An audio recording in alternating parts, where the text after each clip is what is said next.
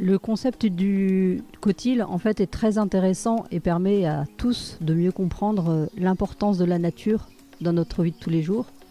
Pour les agriculteurs, eh bien, sans oiseaux et sans rapaces, eh bien, il y a une invasion d'insectes, de micro-mammifères tels les mulots, etc. Et c'est avec les oiseaux entre autres, que l'on peut remédier au problème.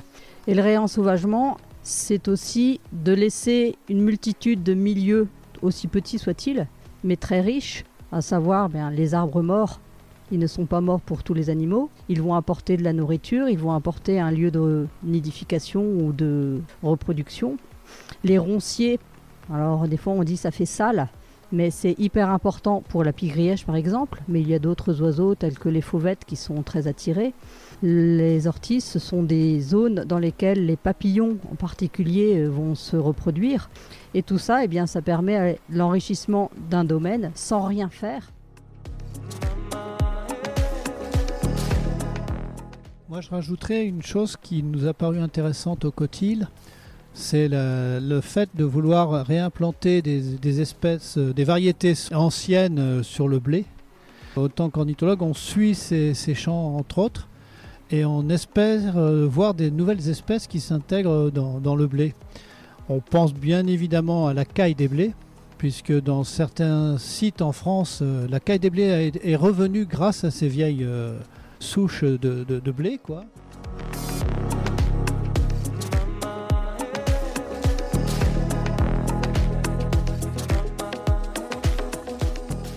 Dans le précédent épisode, Eva Bouillard et Peter Stahleger vous présentaient les actions menées au domaine du Costil, 170 hectares en cours de réensauvagement dans le bocage du Pays d'Auge, en Normandie. Je vous invite à commencer par écouter la première partie pour comprendre l'essence du projet. Dans cet épisode, je rencontre, toujours accompagnée d'Eva, Sophie et Guy, qui pose un regard d'ornithologue passionné sur l'évolution des populations d'oiseaux quand on laisse la place à la vie sauvage. Je suis Opaline et j'anime ce podcast Agroécologie voyageuse. J'ai réalisé cette série de 3 épisodes en partenariat avec le domaine du Costil. Je vous souhaite une très belle écoute. Gracias, Pachamama. Gracias, Mama Madre Tierra. On ne parle pas d'année civile, on parle d'année en fonction de comment vivent les oiseaux, à savoir la migration prénuptiale, la période de reproduction, la migration post-nuptiale et donc l'estivage ou la nidification par la suite. Donc là, nous on a fini la première année qui se termine donc fin août à peu près. Et là, on va attaquer la migration la migration hivernale, on va dire, parce qu'après on va attaquer l'hiver. Donc on a fait un premier bilan, où donc on est à 90 espèces quand même observées sur ce site. Combien c'était au début Alors au début, on était à 62, je crois, si je ne me trompe pas. C'est une liste qu'avait donnée Peter au départ. Puis là, donc justement ce matin, c'est tout frais là. J'ai fait le bilan des nicheurs, il y a quand même 56 espèces qui nichent ici. Et c'est qu'un début parce que pour moi, il y a pas mal d'espèces qu'on n'a pas encore. Par contre, on n'a pas fait une seule sortie nocturne sur ce milieu. Donc on n'a pas la chouette hulotte par exemple, alors que c'est absolument évident que cette espèce, elle est là. Voilà. Ouais, il y a le biais de l'observation, quoi. Ça se trouve, Peter, il a fourni une liste, mais en fait, il y avait peut-être plus que ce qu'il a observé lui. Bah oui, surtout que quand il venait ici, il ne venait pas que pour les oiseaux. Donc il n'était pas canalisé que sur les oiseaux. Hein. Donc, le groupe ornithologique normand a fait un atlas des oiseaux, c'est-à-dire de faire un petit peu ce qui existait en oiseaux dans toute la Normandie. Un atlas sur les oiseaux qui hivernent et les oiseaux nicheurs. Donc nous on a participé, donc tous les observateurs du groupe ornithologique normand se sont dispersés dans la Normandie et ont eu des secteurs à prospecter. Depuis cette année, il y a une étude spécifique sur la pie grièche écorcheur. Ah ouais. Donc, ça a tombé à pic pour le cotil, hein, puisqu'ici il y a 10 couples de nicheurs quand même. Donc c'est quoi cet oiseau ? La pie-grièche écorcheur est un oiseau qui est d'abord très beau. Esthétiquement, il est magnifique avec un bandeau noir sur l'œil. C'est un oiseau qui a besoin d'un milieu très spécifique. À savoir qu'il lui faut des ronciers, des arbres avec des épines. Il lui faut une présence d'eau et une zone dans laquelle il y a des insectes, puisqu'elle est insectivore, mais aussi des batraciens, des petits lézards, enfin un petit peu de tout. Et elle a pour particularité, lorsqu'il n'y a pas, il y a beaucoup de nourriture, eh bien d'empaler sa nourriture sur les piquants. D'où le mot écorcheur. Et on n'en a pas encore trouvé sur le cotil, mais on pourrait trouver sur les épineux des insectes ou des grenouilles ou des libellules, des vers, qui sont empalés sur les éléments. La biodiversité ici, elle est en relation avec la diversité justement des végétaux qui s'y trouvent. Et là, on est dans une zone où il y a énormément d'arbres morts. Et qui dit arbre mort n'est pas un arbre mort pour tout le monde, puisque c'est un apport de nourriture. Ici, c'est aussi une zone pour nicher. Dans tous ces pommiers, l'an dernier, on avait justement une dizaine de couples de mésanges bleus ou charbonnières qui nichaient dedans. Il y a du gui. Le gui, là encore, est très intéressant. Tout à l'heure, vous parliez, mais j'ai repéré une dizaine de grives qui sont passées. Parce que lorsqu'on se promène, en fait, on a et les yeux et les oreilles aux aguets. Et là, il y a une dizaine de grives musiciennes qui sont passées. Donc peut-être qu'elles sont allées se poser dans les... Tu les as vues là ? Oui, je les ai vues dans la descente, mais tu es en train de parler. Et le gui fait partie de la nourriture qu'elles apprécient particulièrement. Alors, c'est Sophie, je suis depuis toujours passionnée par la nature, j'ai été élevée dans la nature. Depuis les années 1990, je me passionne particulièrement pour les oiseaux. J'essaie de les étudier et j'ai eu la chance de facilement apprendre les chants d'oiseaux par moi-même, en autodidacte. Et depuis, eh bien, j'ai adhéré au groupe ornithologique normand. Et puis dès que je peux prêter main forte dans diverses associations ou personnes, eh bien, je suis prête à faire des animations et à partager mes connaissances et ma passion. Et aujourd'hui, c'est quoi ton métier ? Aujourd'hui, je suis enseignante. Et lorsque je peux le faire, eh bien, j'essaie aussi de partager cette passion et de donner tout ce que je peux donner aux enfants et pour qu'ils soient plus tard attentifs et observateurs de ce qui les entoure, la vie proche qui les entoure. Le réensauvagement, je trouve ça très intéressant dans la mesure où ça permet de voir un petit peu les espèces qui vont revenir coloniser naturellement les choses. Ça permet aussi de comprendre l'impact de l'homme sur notre environnement et comment est-ce qu'on peut essayer de remédier aux problèmes que ça peut engendrer. Bon, ben moi je m'appelle Guy, je fais de l'ornithologie depuis les années 1980.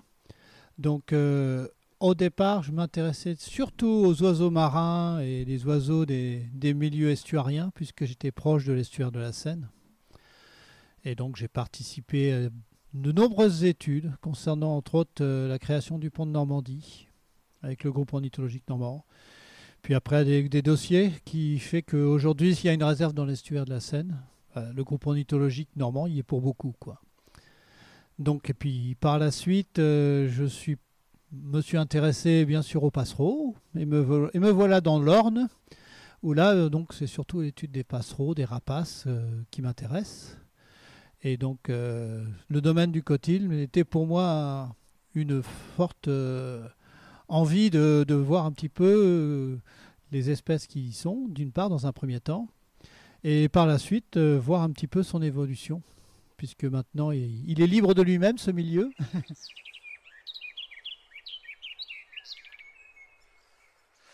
Pour étudier ici, on a été obligé de découper le milieu parce qu'on ne pouvait pas faire en une seule fois parcourir 160 hectares. Ouais. C'est pas possible. Donc on a découpé en 4 zones et on a essayé de mettre des zones qui sont un petit peu différentes en fonction des milieux. Là par exemple, on est ce que nous on appellerait la zone C. du côté de la rivière. Et on s'est obligé en quelque sorte à faire 2 sorties dans chaque zone dans l'année. Donc, et en hiver, 2 sorties et en période de nidification, 2 autres sorties. Et c'est quoi une sortie alors? Alors, on fait un itinéraire un peu approximatif et on essaye de recenser le maximum d'espèces dans notre itinéraire dans la matinée. Parce qu'on faisait ça dans la matinée. Pas trop pluvieuse, pas trop Ah, venteuse. on choisit le temps, oui. Voilà. Dans la mesure du possible, oui. Et donc là, on est dans la zone C, puis c'est celle qui est la plus riche forcément, grâce au ruisseau. Ouais. Puisqu'on voit des aigrettes, des hérons, on a vu la bécassine des marais, le chevalier cul blanc, enfin, oui, d'où l'intérêt de ce milieu. Tu disais que tu avais vu récemment un merle particulier Oui. qui est assez rare. Oui, alors c'est un merle merle à plastron, c'est un oiseau migrateur de passage, c'est-à-dire que lui, en cette période-ci, il va passer sur le site, mais il ne va pas s'y arrêter, parce qu'il vient des pays nordiques, Suède, Finlande, etc. Et il va aller jusqu'au sud de l'Espagne. Mais il ne va pas rester. En France, il n'est visible que dans les pays de l'Est, dans les Vosges, en montagne. Okay. Mais autrement, dans des zones comme chez nous, il ne fait que passer. D'où l'intérêt de ce site, puisqu'il permet aux oiseaux de s'arrêter, de se réalimenter pour continuer leur route.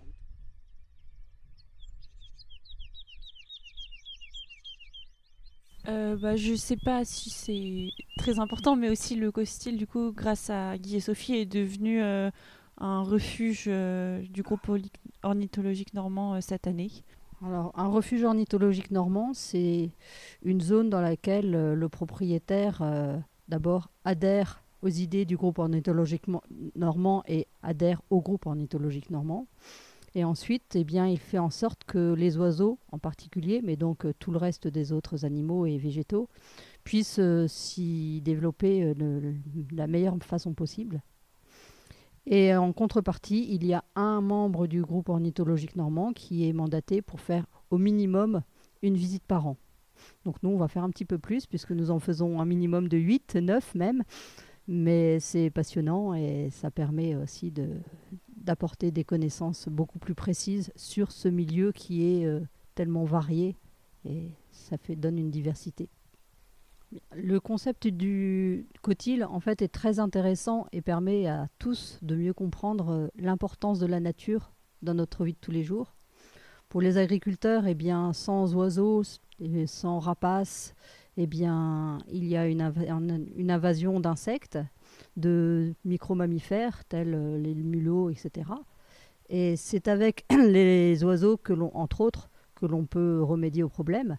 Mais réensauvagement veut dire qu'il y a aussi la présence de renards, par exemple, qui lui aussi tiendra son rôle important. Et le réensauvagement, c'est aussi de laisser une multitude de milieux, aussi petits soient-ils, mais très riches, à savoir les arbres morts, ils ne sont pas morts pour tous les animaux. Ils vont apporter de la nourriture, ils vont apporter un lieu de nidification ou de reproduction.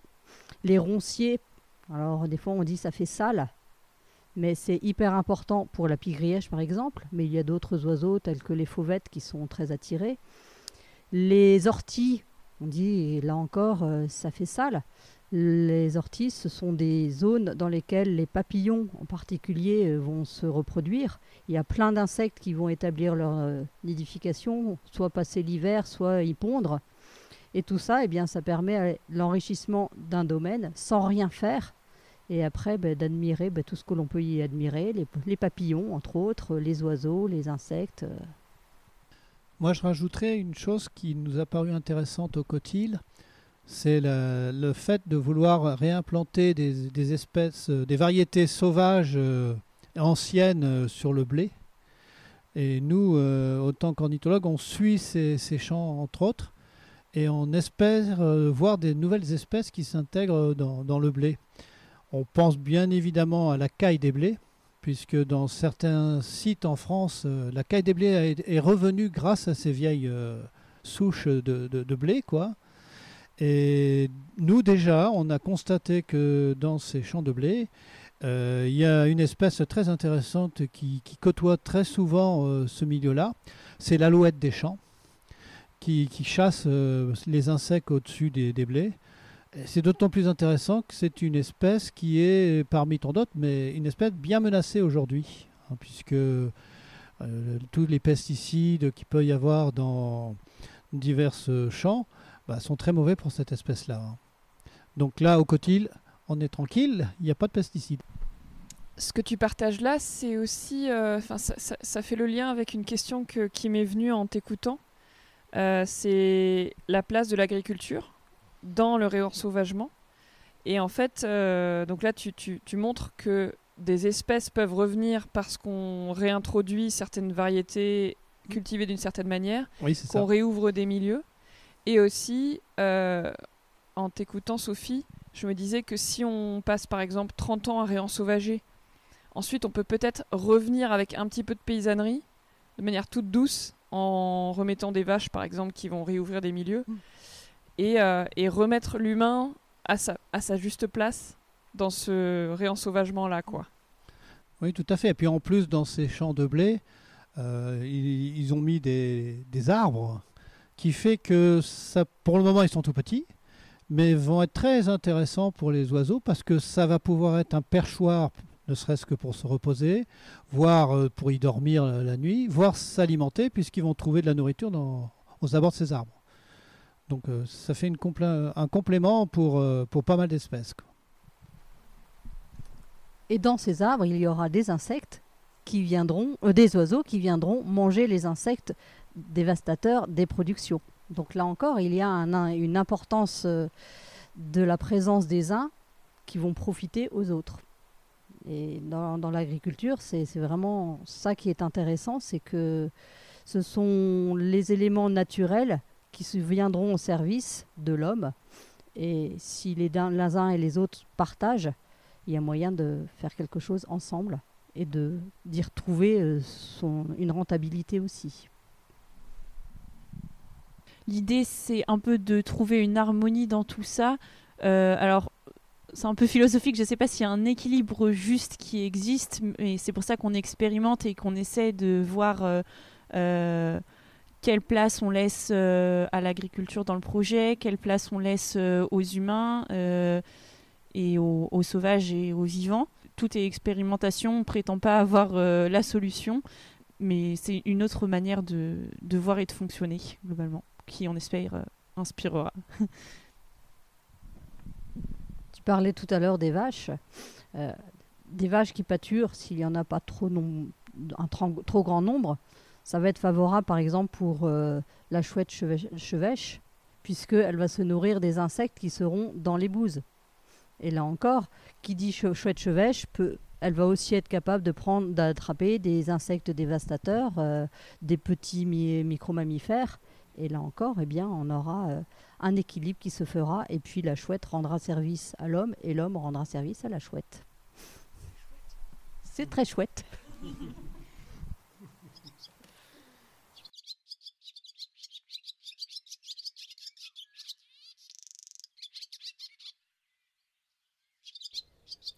Et voilà, la deuxième partie de cette série est terminée. Je vous invite à faire un cycle de 3 respirations, à prendre ce petit temps pour vous, pour pouvoir intégrer ce que vous venez d'écouter.